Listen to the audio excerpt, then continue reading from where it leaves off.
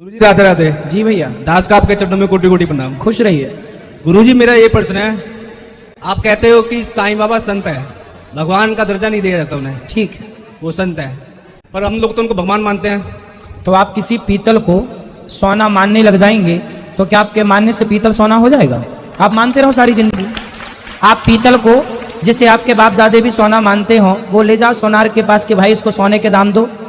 जब मानने से पीतल सोना नहीं हो सकता तो मान लेने से कोई भगवान कैसे हो सकता है? भगवान को भगवान मानिए ना, सोने को सोना मानिए, पीतल को पीतल मानिए, उन्हें संत मानिए। पर भगवान यदि मानना ही है तो उनसे अच्छे तो आपके माता पिता, उन्हें भगवान मान लो। गुरुजी मेरा दूसरा प्रश्न ये है, जैसे नामचरितमानस में एक चौपाई है, डोल गवार सूत पशु नारी, ये सब धारणा के हथियारी। इस पे सर विवाद हो रहा है, इसमें जो शूद्र शब्द है वो किसी जाति के लिए क्या जा रहा है? ना बेटा देखो, अब देखो अर्थ ना समझ में आए किसी को, अब देखो अर्थ ना समझे कोई तो अर्थ का अनर्थ तो होगा। ढोल गंवार शूद्र पशु नारी सकल ताड़ना के अधिकारी। तो ताड़ना मतलब क्या होता है? देखना, ना कि मारना। आप रामचरितमानस उठाइए और रामचरितमानस गीता प्रेस से जो निकलती है उसकी हिंदी अनुवाद पढ़िए इस चौपाई का।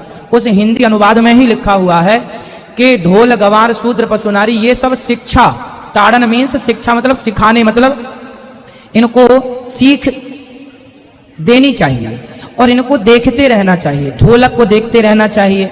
ये सब शिक्षा के अधिकारी हैं, है ना। समय समय पर ढोलक को देखना पड़ता है, सुर से उतर तो ना गई, तो ताड़ना मतलब देखना। गुरुजी राधे राधे। जी भैया। गुरुजी मेरा एक प्रश्न था कि मेरी जिससे शादी होने वाली है वो मेरे से बड़ी है, तो कितने साल? 1 साल की होंगी। हाँ तो चलेगा, 1 साल तो राधा जी भी बड़ी थी भगवान मेरी से। माताजी परेशान है कि हाँ ये नहीं होना चाहिए, कहीं पे उन्होंने देख लिया होगा कि नहीं तो आपको पसंद है लड़की? हाँ जी। तो 1 साल 2 साल का कोई दोष नहीं होता जी। भाई। राधा जी बड़ी थी श्याम सुंदर से, कहा मैया से बात कराओ। जी मेरी माता ये रही। नाम गुरुजी। आप कौन है निकली? मम्मी हूँ। तो माँ हो तो काहे परेशान हो? मैं सोच, एक बाबा बोले ना जब बड़ी लड़की नहीं होना चाहिए, इसीलिए। भाई बड़ी लड़की नहीं होनी चाहिए, 10 साल बड़ी ना हो। 4 साल की बड़ी है। ये तो बता रहे 1 साल की। कितने साल? 1 साल बड़ी। 1 साल बड़ी है। 1 साल बता रहे हैं छोरा, 1 साल तो चलता। अच्छा वो कोई बात नहीं, प्रेम है तो कोई बात नहीं, चलेगा ना गुरुजी? चलेगा नहीं दौड़ेगा। अच्छा अच्छा गुरुजी इसका आशीर्वाद दीजिए, सीए बनने वाला है। थोड़ा वाह बढ़िया, खूब बढ़िया, खूब हमें पढ़ो, भी भक्ति का आशीर्वाद दीजिए। खुश रहिए खुश रहिए। गुरुजी जी। ये सारे लोग कहते हैं कि ये बाबा ठगते हैं, ये जो भी हैं बागेश्वर धाम वाले बाबा आप हैं, ये ठगते हैं, मतलब क्या ये ऐसा क्यों बोलते हैं? भाई लोगों का जो स्वभाव है वो स्वभाव से कैसे, कांटे का स्वभाव जो है वो काम चुभने का ही करेगा। आम का स्वभाव है सबको मधुरता से भरेगा, मिठास से भरेगा। तो हर व्यक्ति अपने स्वभाव के हिसाब से बात करता है, अपने संस्कारों के हिसाब से बात करता है। गुरुजी आज मैं ट्यूशन गया था, मैंने कहा अनिरुद्धाचार्य जी आए हुए, उनसे मिलने जाऊंगा, मैं ट्यूशन से आ रहा हूँ अभी। तो उन्होंने कहा क्या मिलने जाएगा, ऐसे लोग बहुत लोग बोलते हैं। कोई बात नहीं, अभी उनको जुड़ाव नहीं हुआ सत्संग से, उनको बोलना कि आया करें कथा में, सत्संग में कुछ सीखा करें, देखा करें, उनको तब अच्छा लगेगा। गुरुजी ये आईवासी कौन होते हैं? हाँ? आईवासी जो ये बामन गांव है मथुरा के पास, हाँ। ये कौन थे आईवासी? यादव। हैवासी यादव हैवासी आईवासी अब जो ये बामन गांव है। अब होगा कोई, उनके बारे में हमें ज्ञात नहीं है। राधे राधे गुरु। राधे राधे। राधे राधे पंडित जी। जी महाराज जी आपसे एक सवाल है कि बार बार हमें परेशानियां क्यों आती हैं? थोड़ा सा समय अच्छा होता है फिर परेशानी आने लगती हैं, कुछ समझ में नहीं आ रहा क्या करें। तो आप चाहते हैं आपके जीवन में कोई परेशानी ना हो? बहुत ज़्यादा आ जाती है, चारों तरफ से परेशानी आ जाती तो है। कौन है वो लोग जिनके जीवन में परेशानी नहीं आती, बताओ। वो बात तो ठीक है महाराज जी, लेकिन अब एकदम थोड़ा सा सही हो फिर से वैसा ही हो जाए तो दिक्कत ज़्यादा लगती है। होगा, परेशानियों से भरी जिंदगी को ही तो जिंदगी कहते हैं, जिसके जीवन में परेशानी ना हो। बताओ सुदामा, जितनी परेशानी आपके जीवन में है? अब उतनी तो नहीं है महाराज जी, लेकिन क्या करेंगे, बहुत जितना है यदि आप उतने में प्रसन्न रह के भगवान को धन्यवाद देने लग जाएं तो है, तो फिर अपने आप सारी परेशानियां टल जाएंगी। परेशानियां आएंगी ही आएंगी, हमें केवल अपने आप को पॉजिटिव रखना है, कोशिश करना है कि हमसे अच्छा हो, हम अच्छे रास्ते पर चलें, हम अच्छा करें, बस। हमें जो है भगवान में पूरा विश्वास है महाराज जी, फिर भगवान रक्षा करेंगे आपके विश्वास की। राधे राधे। राधे राधे। से 3 साल से जुड़ा हूं मैं, आपकी भागवत 3 साल से सुन रहा हूं। हाँ। और मेरे जीवन में गुरुजी बहुत बदलाव हुआ है। सबसे बड़ा बदलाव गुरुजी ये हुआ है कि आप हर भागवत में एक ही बात कहते हैं कि नौकरी लेने वाले ना बनो, नौकरी देने वाले बनो। अगर आज मैं नौकरी लेने के पीछे भागता रहता तो आज मैं कामयाबी हासिल नहीं कर पाता।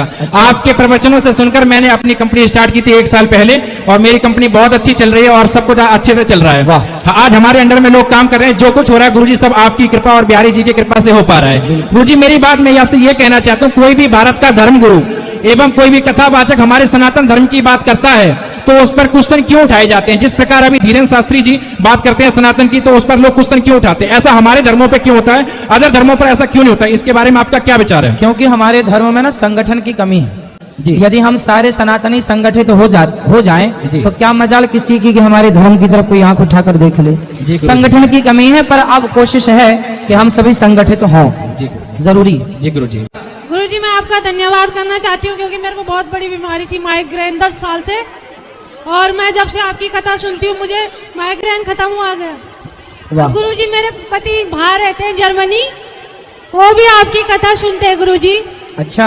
हाँ जी, वो जर्मनी में रहते हैं मेरे पति। हाँ, वो भी आपकी कथा से जुड़े हुए हैं गुरुजी। अच्छा है, कहीं भी रहो कथाओं से जुड़े रहो। आपकी कथा से बहुत शांति मिलती है गुरुजी। खुश रहिए, प्रसन्न रहिए। राधे राधे। जो खड़े रहेंगे उनको माइक मिलेगा नहीं। बैठिए आप लोग, पहले बैठ जाइए।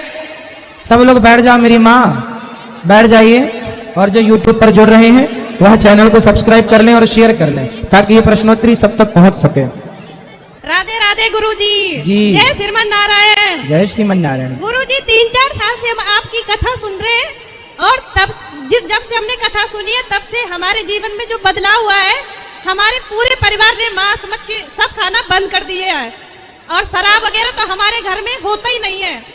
तो महाराज जी आपकी कथा जो हमारा बदलाव हुआ है, हम बहुत सुखी है तब से। आपका बहुत बहुत धन्यवाद गुरुजी। खुश रहिए, यूं ही सुखी रहिए। 1 मिनट मेरे पास। गुरुजी मैं एक बात बोलना चाह रही हूँ, जो बागेश्वर धाम पे जो आरोप लग रहे हैं, तो मैं उसके बारे में एक बात बोलना चाह रही हूँ। जो वो शक्तियाँ हैं वो सच में होती है, क्योंकि मैं उत्तराखंड से हूँ, और उत्तराखंड में भी ये देवभूमि है, तो वहाँ पे ऐसी शक्तियाँ मिलने को देखती है। ये तो इसीलिए जो बागेश्वर धाम जी है, हमें पता है वो शक्तियाँ बिल्कुल सच है और सत्य है, पर पता नहीं क्यों मीडिया वाले उन चीजों को फैलाते हैं, उल्टी उल्टी गलत गलत चीजें, क्योंकि हम उन चीजों को महसूस कर सकते हैं, क्योंकि हमारे उत्तराखंड हमारे देश में सिद्धियों की कभी कमी थी ही नहीं। हाँ जी। कभी अभाव था ही नहीं, पर अब धीरे धीरे चीजें अपने आप, ये बात सबको पता लग जाएगी कि जब हनुमान जी के पास अष्ट सिद्धि नवनिधि के दाता है, तो हनुमान जी की शरण में जो रहेगा, जिस पर भगवान कृपा करेंगे, वो अपनी सिद्धियां दिखा सकता है सबको, कोई बड़ी बात नहीं है। तो सिद्धियां हमारे देश में सनातन धर्म में मौजूद अनादि से हैं, और ये सारी चीजें सत्य हैं। जी महाराज जी यही बोलना चाह रहे थे। खुश रहिए, खुश रहिए। मेरा एक क्वेश्चन है, आप बोलते हैं पति परमेश्वर है, एक स्त्री धर्म के बारे में मुझे थोड़ा बताइए। और अब तक जो हमने पाप किए, अपने पति से झूठ बोला हो, या जो कुछ भी सूक्ष्म पाप किया हो, तो उसके प्रायश्चित के लिए आप क्या करूं? कथा सुनना और भगवान के चरणों में अपने आप को समर्पित कर देना ही हर पाप से मुक्ति का उपाय है। मैं पिछले 1 साल से कथा सुन रही हूँ आपकी, और पिछले 1 साल से यही प्रार्थना करी थी ठाकुर जी से कि आपसे मिलना और आपके ठाकुर जी से मिलना हो जाए, और उन्होंने आपको यहीं भेज दिया दिल्ली में। मेरा घर पास में ही है, और मैं मिलकर बहुत खुश हूँ। मतलब समझ नहीं आ रहा कि क्या कहूँ। और मेरे को ये पूछना है कि जब भी मैं खाली सिर्फ नाम भी लेती हूँ बिहारी जी का, तो मेरी आंखों से आंसू आ जाते हैं बिना बोले। मतलब मन में से बहुत कुछ निकलता है कि मैं ये कहूँ वो कहूँ, लेकिन कुछ उनके सामने जाकर तो कुछ मुंह से निकलता ही नहीं है, बस आंखों से आंसू ही निकलते हैं। तो इसका क्या रीज़न है और क्या मतलब समझ नहीं आता। कोई बात नहीं, ये प्रेम है। यदि ये प्रेम है भगवान से तो अच्छी बात, भगवान के लिए तो आंसू निकलने ही चाहिए। जी राधे राधे। गुरुजी जब से आपके दर्शन करे हैं, जिंदगी में बहुत सारे बदलाव हो चुके हैं, घर में बहुत ज्यादा शांति है, और अपना आशीर्वाद पूरे परिवार पे, बच्चों पे बनाए रखना। खुश रहिए, भगवान कृपा करेंगे, सब अच्छा होगा।